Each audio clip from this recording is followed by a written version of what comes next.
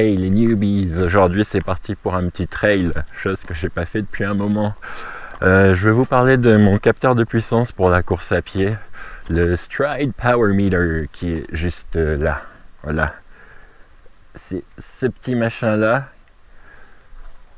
qui se met au bout de la chaussure. Et donc je vais vous parler comment moi je m'en servais parce que c'est assez flou. Les reviews sur le net de ça, de comment se servir de la puissance des données, etc.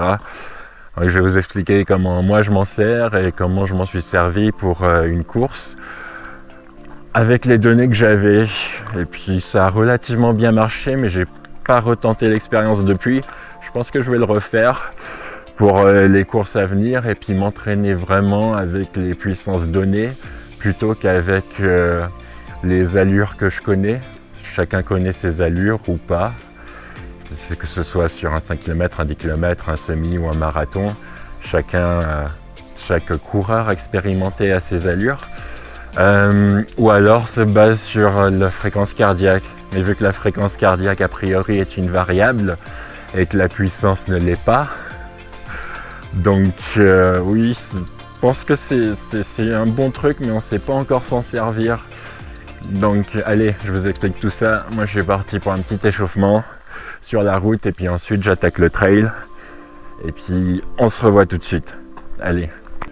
Alors le Stride Power Meter est un capteur de puissance basé sur un accéléromètre et un algorithme de calcul pour donner une puissance. Cette puissance a une précision discutable, certes, mais elle reste une donnée constante, que ça donne trop ou pas assez. Je tiens juste à préciser que je ne suis absolument pas sponsorisé par Stride ni par aucune autre compagnie sur laquelle j'ai donné mon avis de newbie. Je ne vais pas non plus entrer dans les détails super geeky des plans personnalisés, des puissances de course calculées, etc. si tu choisis de souscrire à une version payante de l'appli. Je suis pas là pour vous vendre le produit. Mais comme à mon habitude, juste survoler un peu les choses que j'ai trouvées intéressantes. J'ai donc acheté ce capteur de puissance fin 2018. Je l'ai mis sur ma chaussure, entré les données nécessaires sur l'application Stride et j'ai commencé à courir avec. Pour le coup, ça fonctionne un peu comme sur Zwift, c'est-à-dire avec un home trainer connecté juste en roulant sur Zwift, avec la puissance, la fréquence cardiaque et la cadence, ça finit par te donner un calcul approximatif de la FTP.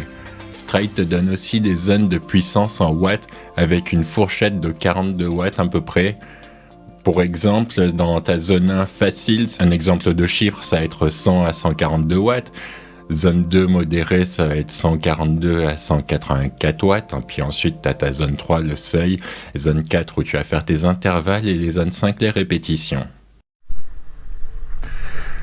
Ben voilà, je suis en haut de l'observatoire amateur qui sert à l'aviation civile aussi. Au plateau de Calerne, oui c'est ça. Et là-bas, je sais pas si on voit avec le contre-jour, les îles de l'Érins, un énorme paquebot, les nuages, plateau de Calerne. Et la boule. Donc, ouais, est-ce que en trail il faut choisir son allure? Alors peut-être on peut choisir son allure quand on a déjà fait une certaine boucle de trail ou une compétition, qu'on connaît ses allures sur telle ou telle section. Ça peut être une bonne idée aussi, si vous n'avez pas de capteur de puissance pour la course à pied. Moi j'aime bien m'en servir finalement parce que ça nous donne un peu la FTP comme en vélo. Et comme je vous ai dit, par rapport à ça, je me base sur le fait que j'ai ma puissance sur 1 heure, même si les Xterra, tout ça, ça va être 10 km, donc moi je vais mettre un peu plus d'1 heure. Et donc je réduis de 10 watts, en gros, ma FTP sur la portion trail d'un cross triathlon. Et a priori ça avait fonctionné, donc il faut que je retente l'expérience parce que je l'ai fait qu'une fois. Mais néanmoins, Much later.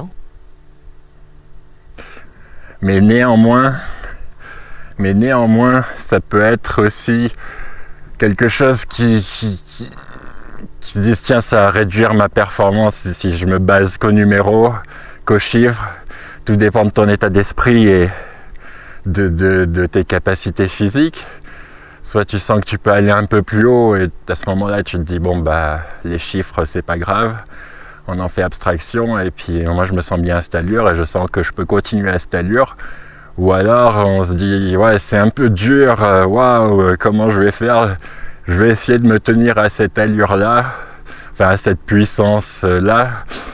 Ce que moi j'ai fait et qui a fonctionné, ce qui m'a permis de peut-être pousser un petit peu plus plutôt que de jeter l'éponge et dire bon bah allez, je me mets en mode sans échec et puis j'arrive à la fin comme j'arrive à la fin et on verra bien et ça m'ira bien. Donc voilà, j'espère que ça vous a plu. Moi je vais redescendre maintenant. Alors même en trail, moi je trouve ça fun comme en VTT, la descente. Je sais où poser mes pieds comme je sais où poser mes roues. Ça tape un peu plus avec en course à pied, hein, vu que les amortisseurs, c'est mes jambes. Mais bon, c'est fun quand même.